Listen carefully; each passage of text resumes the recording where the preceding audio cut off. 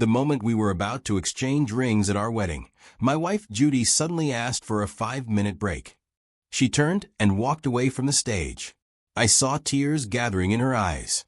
Then she reached out her ring finger, not to me, but toward a man sitting among the guests. His name was Mike. She looked at him and said, "Mike, you once told me you'd propose in front of everyone. So, if there's a next life, would you marry me?" Mike nodded. He held her hand gently. Then he looked at me and said, "Jimmy, even though I won't get to marry Judy in this life, I hope you'll take good care of her for me." Whispers erupted around us. I stood there frozen, watching my bride kiss another man deeply, right there, in front of everyone. All eyes turned to me. People were clearly waiting for the groom to explode, to cause a scene. But I didn't. I smiled. I walked up to Mike, took the boutonniere off my lapel, and pinned it onto his chest. I said quietly, "Why wouldn't there be a chance? If you two can't let go of each other, then I'll make it happen." For 8 years, I had clung to the belief that once we were married, once we had children, Judy would finally commit fully to the life we were building together. But standing there, watching the woman who was supposed to promise forever with me kiss someone else with that much passion, every last bit of that hope shattered. No matter how hard I tried to stay calm, my heart hurt so badly it felt like it might tear apart. Then, suddenly, Mike clutched his chest. He started breathing heavily. Judy's expression changed instantly. She rushed to support him, panic written all over her face. Realizing he might be having a heart attack, she hurried him toward the hospital. As she left, she turned back and cursed at me. She called me petty, cruel. She said this was something that could have been resolved in 5 minutes, and that I had blown it completely out of proportion. Neither set of parents could stop her. I was left behind, to face the anger of everyone else. The officiant, who had been holding a congratulatory speech, stood there awkwardly, not knowing what to do. My mother burst into tears. She hit me and demanded that I go after Judy and bring her back. My father snorted coldly. "Handle it yourself," he said, pulling my mom away. My mother-in-law didn't bother hiding her contempt. She criticized me openly, calling me a country bumpkin who had never seen the world. She lectured me, saying that if I wanted to marry into their family, I needed to swallow my pride and never embarrass my wife in public. For the first time in 8 years, I truly understood something. My feelings had never mattered, and the role of son-in-law was no longer one I wanted. They all left, with the remaining guests, telling me to go back alone and think carefully about what I'd done. I stood there, watching everyone disappear, until the hotel became silent and empty. Outside, rain suddenly started pouring down. After Judy's parents and everyone else left, my parents' car pulled up. My mom rolled down the window. Seeing them, everything I'd been holding back collapsed. "Mom," I called hoarsely, reaching for the door. But I heard the lock click. I froze. My mom looked at me with disappointment and said, "I told you before, but you wouldn't listen. Now listen to your mother-in-law. Think carefully. Figure out how to get Judy back. After all, you saved her life. No matter what, that can't be surpassed." "Mom, how can you say that?" I asked. She ignored me. The window rolled back up and the car drove away. I watched the taillights shrink into the rain, my heart growing colder with every second. The resort was halfway up a mountain. There was no phone signal, no way to call a taxi. A waiter came over and handed me an umbrella, sympathy clear in his eyes. I thanked him and started walking down the mountain. My left leg ached with every step. The rain soaked me completely, chilling me to the bone. Eventually, I regained phone signal. Messages flooded in, all from Judy. Every single one questioned why I had to make such a big deal out of things, especially since she had already explained that she only saw Mike as a brother. I ignored all of them. Then a video came through from an unknown number. In it, Judy was holding Mike's hand while he was being examined at the hospital. She kept kissing his fingers, crying and begging him to be okay. It reminded me of the time I got hurt saving her. My left leg was still recovering when I slipped in the bathroom and smashed my head against the sink. Dazed and confused, I called her instinctively, seeking comfort. Her response was cold. I'm not a doctor. What do you want me to do? I was hospitalized for half a month. She never visited once. Later, I found out that on the same day I fell, Mike had cut his hand while cooking. The doctor said it might leave a scar. Judy had been worried about him and took out all that frustration on me. I laughed bitterly. I had woken up to reality far too late. And that was how I ended up humiliated at my own wedding. As I tried to flag down a cab, Judy called again, furious. She demanded that I apologize to Mike for causing his heart problem. Holding my flimsy umbrella steady against the wind, I said calmly, I'm still at the hotel. Thunder cracked across the sky. Her tone suddenly changed. It's pouring out there. They didn't take you home? I'll come get you. Before she could finish, Mike's guilt-ridden voice cut in, saying that maybe he should have just died abroad, asking if I was angry because of him. Judy rushed to comfort him. Then she turned her anger back on me. She blamed everything on me again, asking what my problem was when it was only a 5-minute thing. Something inside me snapped. Let's get divorced, I said coldly. I'm not apologizing to Mike. The mistake isn't mine, it's yours. If you can't let each other go, why involve me? She was the one who confessed first. She was the one who wanted forever. That's why I chose her, without hesitation. 8 years. Did their feelings really matter more than mine? I hung up. Finally, I caught a taxi. Inside the cab, another message came through from Judy. Jimmy, if you mess up, admit it. Do you really think any woman would want a worthless guy like you besides me? Especially when you saved me just to make me feel indebted. I stared at the message blankly. I thought the day couldn't get worse. I was wrong. I rolled the window down, letting cold air hit my face. My left leg hurt so badly it was almost numb. I told the driver to take me to the hospital. I walked into the lobby, still wearing my muddy groom suit. A nurse noticed my limp and asked if I needed help. I calmly said my old injury had flared up again. She rushed me to the 3rd floor. The doctor frowned. Your injury was severe, yet you recovered enough to leave a wheelchair. That was lucky. Why would you neglect it like this, getting soaked and walking so far? I could only smile helplessly. They scheduled surgery immediately. On the operating table, I remembered the doctor's warning. They would replace the metal plates. But if the bone damage was too severe, amputation was still possible. I called Judy. Mike answered first, apologizing. Judy snatched the phone. Now you realize you're wrong? Too late. Unless you come apologize to Mike right now, I won't forgive you. I swallowed everything I wanted to say. I turned to the doctor. Please go ahead. When I got home, nothing had changed. It was obvious Judy had been staying with Mike. I checked his social media. Post after post. Proud and beautiful Judy cooking with love. Everyone praising them. I saved every post. Then I turned off my phone. I packed my things and moved straight into a hotel. A hot bath slowly thawed my stiff, cold body. After a few days, I returned to work. My mom kept calling, asking if I'd reconciled with Judy. I told her I wouldn't be with Judy anymore. Her crying drained me. I stopped answering. At the office, people stared. Colleague Lee pulled me aside, gripping my hand in shock. I always thought Mike was Judy's husband. Who knew it was you? I laughed awkwardly and skimmed the headlines. Someone had recorded the wedding disaster and posted it online. It had become a massive scandal. Judy's image suffered badly. Her company took a hit. Before, I would have rushed to help her. Now I didn't care. After work, Judy was waiting outside. She grabbed me before I could avoid her and dragged me into her car. Still mad, she said. Can't you tell a wedding from a life? You're a man. Asking for divorce is childish. Running away from home. She pulled out a gift box and tossed it at me. A luxury watch spilled out, clearly more expensive than the wedding ring. Mike has a weak heart, she said. The ring's already on his finger. It's his now. This watch costs more anyway. Be satisfied.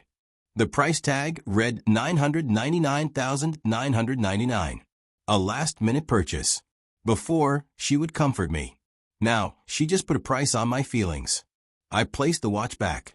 This is too expensive, I said. Save it for Mike. Then I looked at her. I'm not being dramatic. If you care so much about him, I'll step aside. Let's finalize the divorce. We were already legally married. I remembered overhearing her once, feeding Mike grapes at a party. Someone asked why she married someone so ordinary. She laughed. I can't say I love him, but Jimmy spent 8 years with me and hurt his legs saving me. It'd be a shame not to marry him. It's just a title. To her, our marriage was charity. To me, it was love. She slammed the steering wheel, furious. Jimmy, do you hear yourself? You've spent years pleasing my parents like a lapdog, acting injured just to remind me of your life-saving favor. That was when I knew. It was truly over. Wasn't it all supposed to be about becoming my husband? Judy scoffed. And now you're talking about letting go? How ridiculous. She said that just because the wedding didn't go through, it didn't mean everything was over. We could always reschedule. And who's really to blame? She continued. I already agreed to marry you. I was just fulfilling an old promise to Mike. You didn't have to make such a scene. She had always accused me of pretending my leg injury was worse than it was, just to make her feel guilty. But back then, she was drunk, surrounded by thugs. I had shielded her with my body and taken the beating so she could escape safely. She went to the hospital. She stayed with me through rehab. She cried and told me she wouldn't marry anyone else.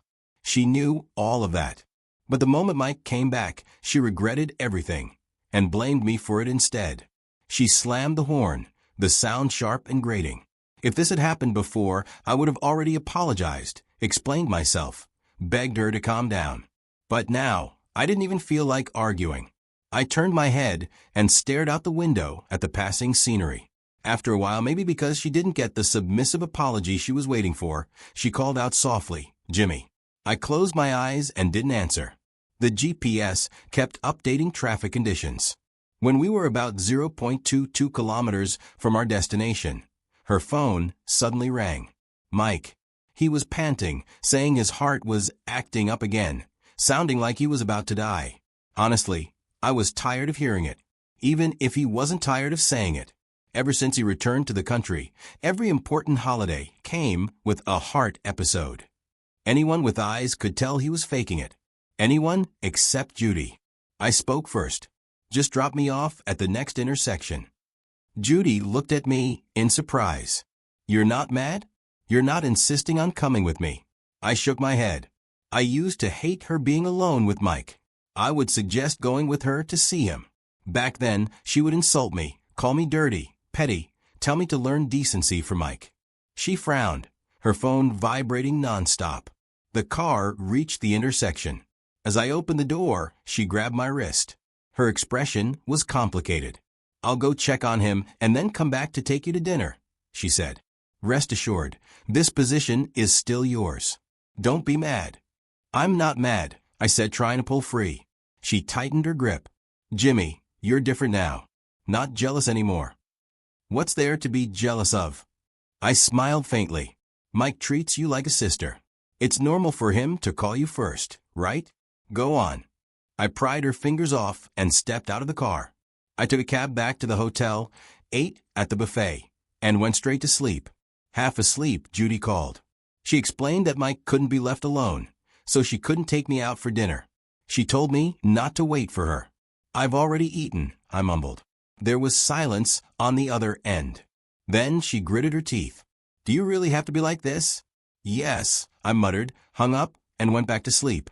The next day, I received a message from her warning me not to play with fire. At work, I finally understood what she meant. All the projects I was responsible for had been reassigned to Mike. He was now the team leader, always smiling, always assigning me menial tasks. Judy would have lunch with him every day. When she saw me, her eyes were ice cold. Online, Judy's scandals kept growing. She demanded I attend a press conference on Monday. She wanted me to clarify that Mike wasn't her lover. She accused me of interfering in their relationship abroad, of forcing her to marry me by pretending to be injured. She dressed it up nicely. She said I'd still be envied. I just needed to endure a little bad reputation first. Once the storm passed, Mike wouldn't be affected. She said it was all because of my behavior at the wedding. and I should bear the consequences. I refused. I blocked her. Then her parents came to warn me not to act recklessly just because I saved her life. I blocked them too. And I quit the company. I wasn't short on skills. Several companies had reached out before. But now, whenever I contacted them, they all hesitated. I knew Judy was behind it, forcing me to submit to the press conference. This time, I refused to bend. After another rejection, a former client contacted me. They had an overseas project. The pay was just as good, but it required working abroad. They asked if I was interested. I hesitated. I'm an only child. I thought about my parents. I told them I'd consider it. That night, I got a call saying my mom's headaches were acting up again. I rushed home. The moment I walked in, I saw Judy there too. My mom took my bag, looking perfectly fine. I understood immediately. I'd been sold out again. At dinner, Judy sat beside me, constantly placing food on my plate. The three of them looked harmonious, like a real family. My mom praised Judy endlessly. Judy is truly an exceptional daughter-in-law. Good family, considerate, so good to our Jimmy. My dad joined in, thanking Judy for being forgiving, criticizing me for being willful at the wedding. Their submission crushed everything I'd held together. My eyes reddened. I clenched the glass of juice my mom handed me. Judy smiled sweetly. It's nothing. We'll be married soon anyway. Even if Jimmy's wrong, I'll accommodate him. It's just the press conference. Her gaze met mine, full of contempt and certainty. My grip tightened. Juice spilled onto the floor. I couldn't take it anymore. I looked at my parents. Am I really your child? Why do you never stand with me when it matters? I've already said it. I'm not staying with Judy. Judy frowned, clearly shocked. My mom paused mid-wipe, then flung the juice-soaked rag at my face. Sticky orange juice mixed with dirt slid down my skin. She smiled apologetically at Judy. My fault. I didn't raise Jimmy right. Wanting a divorce over something so trivial. Then she slapped me. Hard. You're 30. Judy doesn't even mind that you've achieved nothing. She tolerates your nonsense. And you want a divorce. Another slap. If you can't think for yourself, think of your parents. My head snapped to the side. Judy jumped up, supporting me. My mom's next slap landed on Judy's shoulder. Judy winced, but looked at me with concern. You okay? Let's go to the hospital. Then she turned to my mom. Auntie, Jimmy is my family now. Touch him again, and I won't hold back. My mom froze. I laughed bitterly. Judy, why the act? Isn't this what you wanted? Her confidence cracked. She looked lost. So, you want me to take the fall for Mike, she said quietly. Fine. I'll attend the press conference. Don't regret it. I slammed the door and left. I walked faster and faster until I caught a cab. In the mirror, I saw Judy standing at the entrance for a long time. She kept calling. I ignored them all. Then she texted. Desperate times call for desperate measures. I'll make it up to you. Even she knew how unfair it was. Mike needed a sacrifice. That sacrifice was me. I blocked her. Back at the hotel, I collapsed onto the bed. My parents kept calling. Mom said I was driving her insane. Threatened to let herself suffer to death. Lectured me endlessly. I remembered how their expressions changed when they learned Judy's background. Why are children expected to love their parents unconditionally, when some parents never love their children back? I texted her, your body is yours. If you want to suffer, that's your choice. Then I ignored everything. I called the overseas client. I said I was ready. The press conference was on Wednesday, the same day Judy's company launched new products. Always profit. Even now. I arrived dressed in black. Media swarmed. Judy rushed over, hooking my arm. Security closed in. Inside, reporters attacked. Mike smiled smugly. I smiled back. Then I stood, picked up the mic, opened my briefcase, and flung hundreds of photos into the air. Who's the real lover here? I said calmly. Judge for yourselves. As the photos scattered across the floor, several landed right at Mike's feet. The moment he saw them, the gentle, handsome mask he always wore shattered completely. The pictures showed him overseas, wrapped around women of all kinds, in bars and clubs, different outfits, different nights. Studying abroad. Long-distance relationships. It had all been lies. He hadn't gone abroad for school. He'd gone to chase his first love, to escape responsibility, because he hated the idea of family and arranged marriage. So he abandoned Judy. Then, after being played and disappointed himself, he crawled back to her, destroying my life in the process. Why should I be the one to swallow all of that? And Judy, she knew. Every single bit of it. I found those photos on her computer. She didn't care. Because Mike meant everything to her. She was willing to cover for him, bury the truth, and let me take the blame just so he could stay clean. The whispers spread through the room. The same stares. Just like our wedding day. Mike's face went pale. He clutched his chest and leaned into Judy for support. Judy stared at me in disbelief. I enlarged a chat screenshot on the giant screen behind me. It was from the day before the wedding. Mike had messaged me, asking who I thought Judy would choose the next day, him or me. At the time, I didn't understand. Not until Judy walked away, without hesitation. I flipped through more photos. Every time Judy met Mike, I had saved them. He always posted pictures of just the two of them, from every angle. Intimate, deliberate. I walked up to him and threw a heart examination report in his face. Even your heart condition is fake, Mike. You're really something. His brow furrowed instantly. He looked flustered. Jimmy, I don't know what you're talking about. You've always been jealous of how Judy treats me, but forging evidence to frame me? That's too much. What a performance. I was done talking. Whether it's true or not, I said calmly, someone will investigate. These reporters aren't amateurs. His face twitched. He immediately covered his mouth, pretending to cough. For once, Judy didn't rush to him. Instead, she hurried toward me. Her reputation was already destroyed. Cheating. Lies. The product launch was ruined. The company would take a massive hit. I thought she was coming to attack me. Instead, she clutched two photos tightly. In one, she was wrapped in a towel, held close by Mike. In another, they were kissing passionately in a private room. Eyes closed, lashes trembling. She grabbed my arm. Jimmy, how did you get these? This isn't what you think. I laughed and shook her off. Oh, really? Did someone force your head onto his lips? I always assumed she could see Mike's posts. Clearly, she never had. No wonder she dared to say the wedding was just a small issue. The venue descended into chaos. Satisfied, I nodded. Then I smiled at Judy, cold and cruel, and raised my voice. As for me, I switched the screen to the divorce documents. Starting today, Judy and I are no longer married. She froze. The reporters went wild. Cameras flashed. The focus shifted entirely to Judy and Mike. I pushed through the crowd and walked out. Behind me, I could hear Mike screaming her name in rage. Judy cried out for me, begging me to stop, to listen. I never turned back. Outside, I flagged a cab.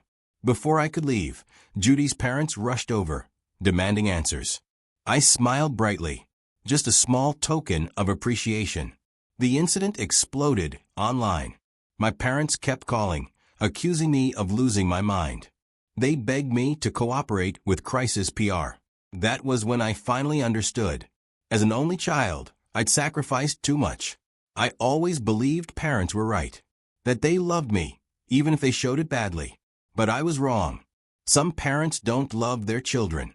They raise them, but never protect them. From then on, I decided I'd fulfill only my financial obligations. The rest of my life would be mine. The company's stock crashed. For days. I didn't feel happy. I felt free. 2 weeks later, I prepared to leave. I even signed up for an English course. I thought Judy wouldn't have time to bother me. I was wrong. 1 week later, after class, I saw her waiting. She looked thinner. She wore the blue scarf I had knitted for her birthday. I used to save for months to buy her gifts. But nothing I gave ever mattered. That scarf took 3 months of saving, and months more to learn to knit. When I gave it to her, she barely glanced at it. She tossed it into the back of her closet.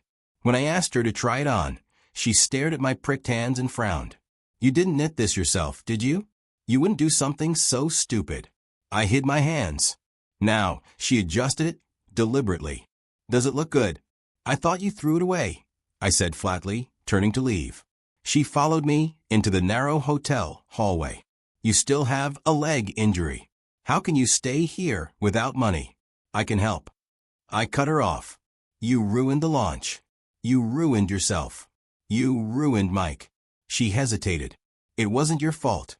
Come back with me. Apologize to my parents. I'll be your only husband. I almost laughed. I don't want you anymore. She tried to hug me. I stopped her with a look. She pulled out photos. I ignored her. She kept explaining. Each excuse sounded emptier than the last. Finally, she said it. Our families arranged it. I chose you. I rejected him. We owed him. I stared at her. All I felt was disgust. These were your choices. We're done.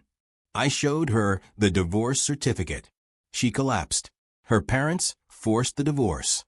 She realized it too late. When I left, I told no one. At the airport, Mike came charging at me with a knife. Judy pushed me away. The knife went into her abdomen. Blood soaked her jacket. Security intervened. She grabbed my wrist, begging me to stay. I felt nothing. I pressed my scarf to her wound, called emergency services, then peeled her fingers off mine. You're really annoying like this. I walked away. Later, my parents begged me to come home. Judy's company collapsed. Mike betrayed her. They died together. I was standing by a waterfall with colleagues when I heard. I felt nothing. When my parents asked me to come home for the holidays, I replied, not coming. I smiled for the camera. For the first time in years. My life had just begun.